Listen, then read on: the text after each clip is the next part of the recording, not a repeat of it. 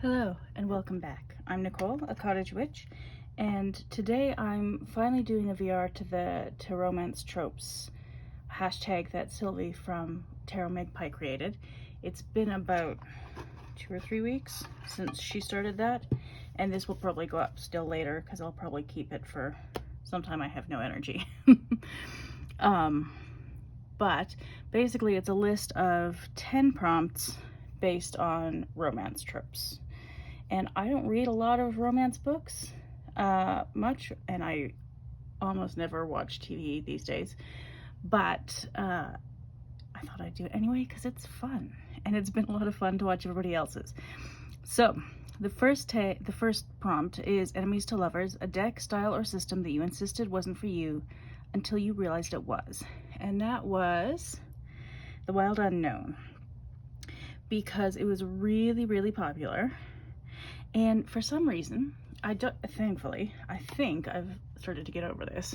But when I first started my sort of tarot exploration, that's a lovely card to start out with, I had this thing where if it was a super popular deck, I didn't want to get it because I'm an idiot. I don't know. What is that? It's silly. I love that. The Raven for the Hierophant.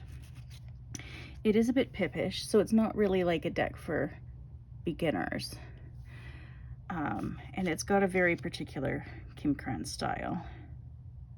But I kind of love it. It's oddly beautiful, and it really, I got it out of curiosity because there's this like pocket in a tin size, which is cute and reasonably inexpensive. So I got it to try it, and I wasn't 100% sure I was gonna like it until, and I can't for the life of me remember which YouTube channel I was watching when this idea came up, but I think I got it from a YouTube channel to connect it to the birch tree, because all these little, the lines do look very birch-like. I love that card. And birch is one of my like plant spirit protector spirits that I connect with quite strongly. So that really worked for me, and this became my connecting with the plants, particularly birch, in the winter deck because it's very black and white. I may do it may have been Julie at Peekaboo Rose, but don't quote me on that, took little colored pens and added more color in certain places to some of these, which I may also do because I do tend to like the slightly more colorful ones a bit better. Like this just might need a little more color. Things like that. This I'm okay with the way it is, but you know, some of them are a bit too black and white, but I haven't actually done that yet. I may do one of these days though. But yeah, so this was my enemies to lovers. I thought for sure I wasn't gonna like it. And then I got it, and then I still wasn't convinced I was gonna like it.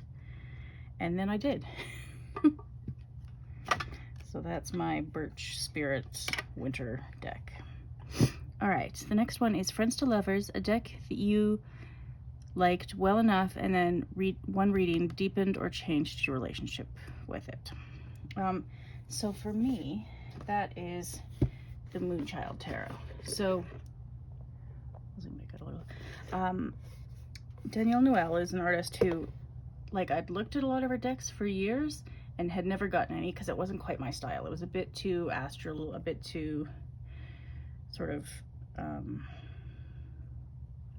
what's the word I'm looking for? I don't know. Something not very earthly. And light worker maybe, something along those lines. And I thought, yeah, it's not like, I'll get it, because I thought about getting it, some of her decks, because the art is intriguing, but then I thought, no, I'm not actually gonna like it. But I really like this one because it's the darker purpley. There's purple everywhere. The edges are purple, the backs are purple. I love purple, so it just makes me happy for that reason. And so I got it and I liked it, but then I got Pleasure Alchemy, a guidebook for enjoyment and fulfillment, and that comes with this deck. And the artwork on the deck is a bit uninspiring. Like the back is, you know, fine, but it's just fourth voice, remedy, resolution, secret corners. So basically, I just pull a card. These cards don't do anything for me particularly. However, if I can get them back in the box, which I can't, good, it's going well. But basically, you pull a card and then look up the message. So basically what I do is, frankly, sometimes ignore the message, but the spreads were really interesting. So I'd look at what, you know, what the idea of the card was. Whoops, that's slightly out of frame. And then I'd do a spread with the Moonchild Tarot. And this is all pleasure and enjoyment, like finding joy and enjoyment in life. So the ninth voice, remedy, questions I forgot to ask, curiosity, just all sorts of things. Soul remedy, moonrise. Whoops, and then there's the moonrise spread. And I don't really quite understand the 11th pleasure seeker, the 3rd pleasure seeker, the 4th spark remedy. I read what that was about, but I didn't quite, I don't know, it's not for me. But the spreads are really fun. So basically, it's a card and deck sort of spread book for me that I use mostly with this deck, and it's worked out beautifully. I haven't done it lately, but yeah, it really, I don't know, the deck really works in that capacity very well. So that's my Friends to Lovers. The next is Forced Proximity, a deck you used for a month, took on holiday, made yourself work with for, I read that funny, made yourself work with, or that changed your relationship with it. So basically, a deck that you were in close contact with for a while that changed your relationship. And that is the Witch Sisters Tarot. So I still have to film the deck study, which will probably go up before this video.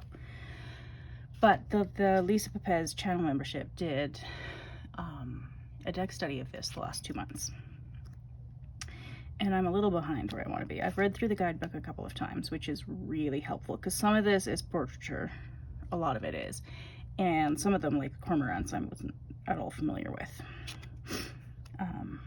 The spiral symbol I was a bit familiar with. So there is some symbolism, there's some plants and animals that I wasn't familiar with, and some like folklore that I wasn't familiar with. And so the guidebook is fantastic for all of that. Like, I wouldn't know what to make of this card, I think, without the guidebook.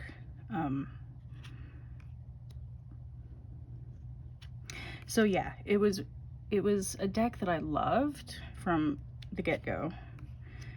Oh, I love that so much. It's beautiful, but studying it for 2 months really, and I took a bit of a break in there. There was a study detour,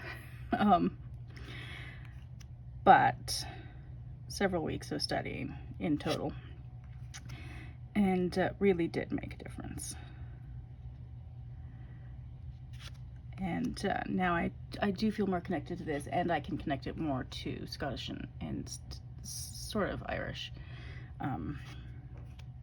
folklore and plant lore and things that I've been learning more about. So that's been a lot of fun. Number 4 is Soulmates, a deck that was just meant to be, that you fell in love with immediately. And that for me is the Gentle Tarot. I love the Gentle Tarot. I've always loved the Gentle Tarot. I loved it from the minute I saw it online, and I bought it, and as soon as it arrived, I loved it, and I've never not just been crazy about this deck. It's so beautiful. It's really, really well made. The only thing I changed in the box was cutting out some of the padding on the edges and just putting in a couple little thinner bits so it doesn't clang, but it was a bit too snug for me to use really effectively, or not effectively, easily before. But otherwise, it's really well made. The edging is this matte gold that is beautiful. It's very soft, and the cards are like buttery. I don't know how to. I don't know how to describe cardstock and whatnot, but her artwork is what really gets me. It makes me feel all the things, and I can connect with it. Even the more abstract cards or animals I'm not familiar with, astonishingly easily with this deck. It's so easy to use. I never had a moment of like, I can't figure this out, anything like that. Her guidebook, I actually also got the linen book with the full guidebook that it goes through the art symbolism, which is really fun. It's not necessary because her PDF guidebook is also very good, but that just goes over the sort of the tarot meanings for each of the cards. But her interpretation of the tarot meanings is much, not much different, but it is different. She's talked before about trying to decolonize her practice, and I really love that. And it is much gentler. It's just, even the hard cards, they deal with hard things because you just can't avoid that in life. But they do it in a really gentle, approachable way. And this will always be, I mean, maybe I shouldn't say always, but it has always been my #1 favorite deck of all time.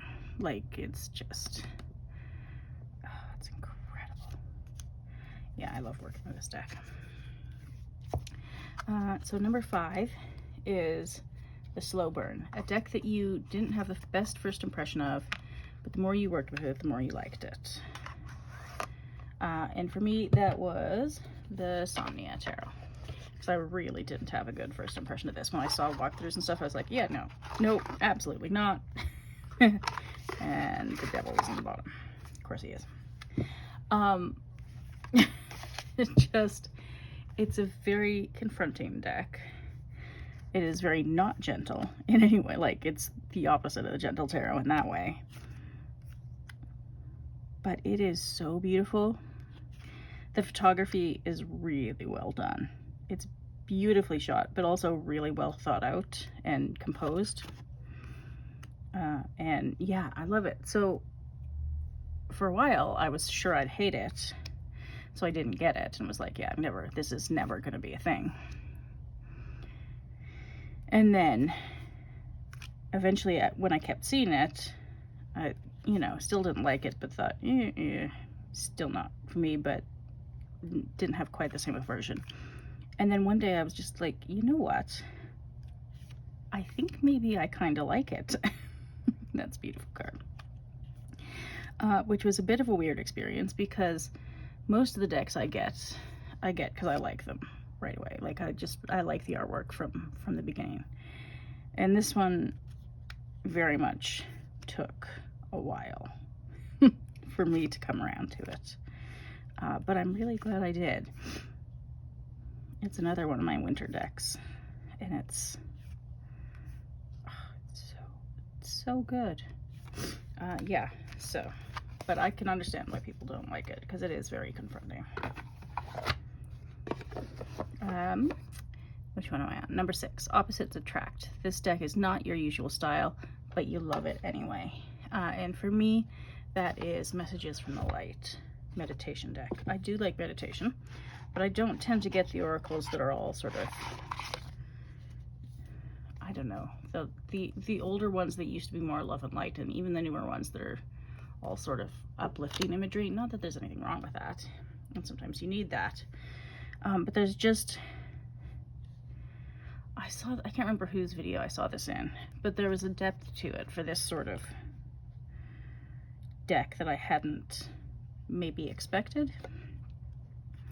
And I really love it. I've used it with the Roots of Asia Tarot, which is a Buddhist sort of worldview deck, and it works really beautifully with that. Might also work well with the Gentle Tarot now I'm looking at it. And I sort of use it in a spread generator kind of way, where I'll pull one of these as something to focus on and then pull a few tarot cards around around the idea of the card. Yeah, I don't tend to get things that have to do with light work in any way, except I already showed the Moonchild Tarot. So, you know, never say never, I guess. But this is actually a really lovely little deck. Ooh, I'm stuck to my table now. Good. Good, good. Okay. Next, blind date. An impulse buy, a gift, or a deck you got without much research but ended up really loving. I try not to do impulse buys anymore. I've got a spreadsheet and everything, so I can be more intentional with my purchases.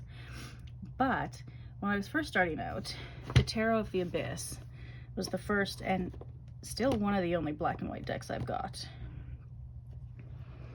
And I really wasn't sure if I'd like, because usually I like the really colorful things. But I tell you, there's something about Anna Turian's artwork that is so evocative and so deeply emotional that it just makes it really easy to use this deck, even though it is black and white. I mean, I like her other decks too. I only have the Le Tarot Arthurian, which may or may not, I hear, come out in English someday, which would be cool. But I love that. It's beautiful. And I'll get her Tarot of Echoes next year when it comes out mass market, because I do love her artwork. But if I have the option of not paying indie prices, I will not. I'll take that option. Oh, I love this. I do love how she does the sword cards in particular in this. She's got a couple alternatives, I think, for the 3 of Swords and the 10 of Swords that really focus on the sort of more intellectual aspect of the sword suit than the Rider-Waite-Smith does. So that's lovely. And it just, like, even just looking at this cover of the box, it's not really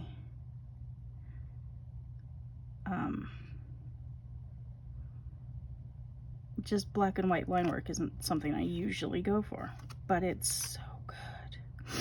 And I can't actually, I mean, I probably did watch walkthroughs of it, but you know, when I was first starting out and it was, you know, relatively inexpensive on Amazon, I just was like, well, sure, I'll try it. And I'm really glad I did in this case, because it's stunning. Love it. But yeah, especially when I was first starting and hadn't explored quite as many art styles as I have now, this was maybe not one that I would have expected to love. But yeah, just Amazon purchase, and well worth it.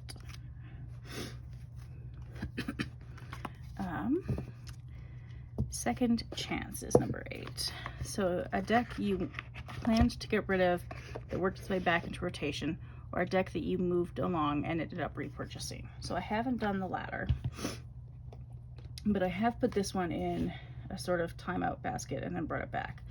And this is a fake tarot deck, not intentionally. When I was first starting to get into tarot, I didn't know there were fraudulent tarot decks out there. Didn't know that was a thing. It's totally a thing. So this is a knockoff, unfortunately, of the Mermaid Tarot. And there's a couple of prompts this could have gone for. This could have been the next one, the Unrequited Love one as well, because I really want to love it, and it doesn't love me back, and it could be. So I've considered getting like the real one, which might make a difference. If only just energy wise, because the artwork is beautiful. Like I love the artwork, and maybe it's because I'm very landlocked in the middle of the prairies, but I haven't really been able to connect with it yet. So yeah, I'm still maybe a tiny bit on the fence about this one. I don't think I'm going to get rid of it though. I thought I was for a while. I don't think I am. At least not until someday I get the real one. Which I think also has slightly bigger cards. Because I got it, and one of the first things I noticed was how little the cards were. And I was like, I swear in some of the videos I watched, they were bigger than that. Yeah. That's because it's a knockoff. Whoops. Yeah, so those exist. in abundance at the moment, unfortunately.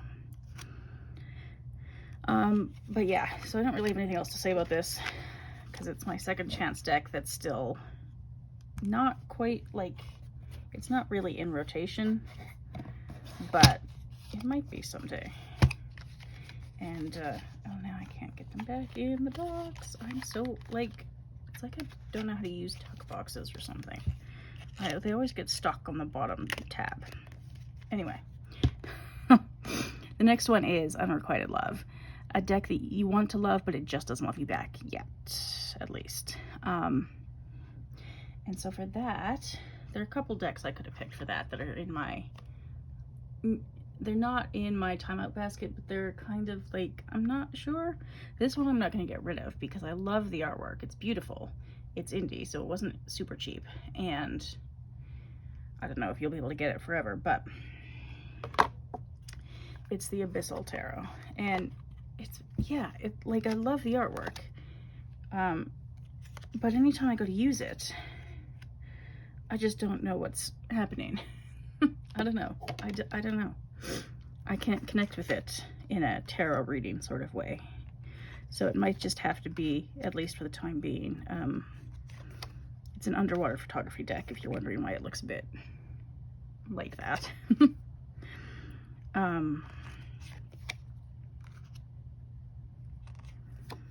Yeah, like, it's really interesting artwork. I don't know. It might be something that I just use for the artwork. It does have some confronting imagery and some nudity as well. So too late for that warning, but oh well. But it's really interesting. I really like looking at it. I just can't use it. Why can't I use it? I have no idea.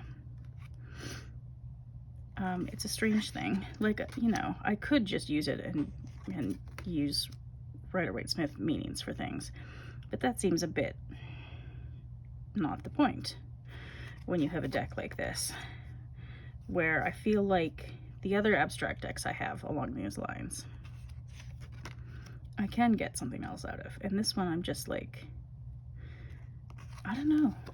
It doesn't love me back yet.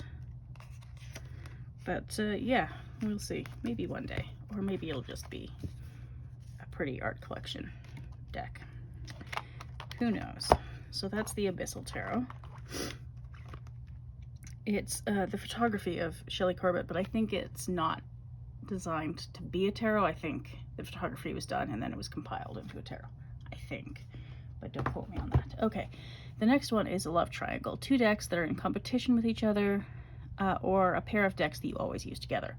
I don't think I have any that are in competition exactly, but two that I often use together, not always, but often, are the Oak, Ash, and Thorn and the Thistledown, because why not? I mean, it does seem like a bit of an obvious pairing, because they're both by the same creators, but they're both stunningly beautiful, and they really do suit each other really well. It'll be interesting to try this too with the Heartwood Tarot, which I have pre-ordered. I love this one so much. Yeah, I don't know. Of course they work well together, because why wouldn't they work well together? It just seems like a natural sort of, maybe slightly too obvious pairing, but I love it anyway. It's got the same, like, they live in the same universe, you know, art-wise, even if they have different, like, themes or something, slightly. But all of their work, what's it called, 2 trees or 3 trees? I can never remember. 3 Trees Tarot.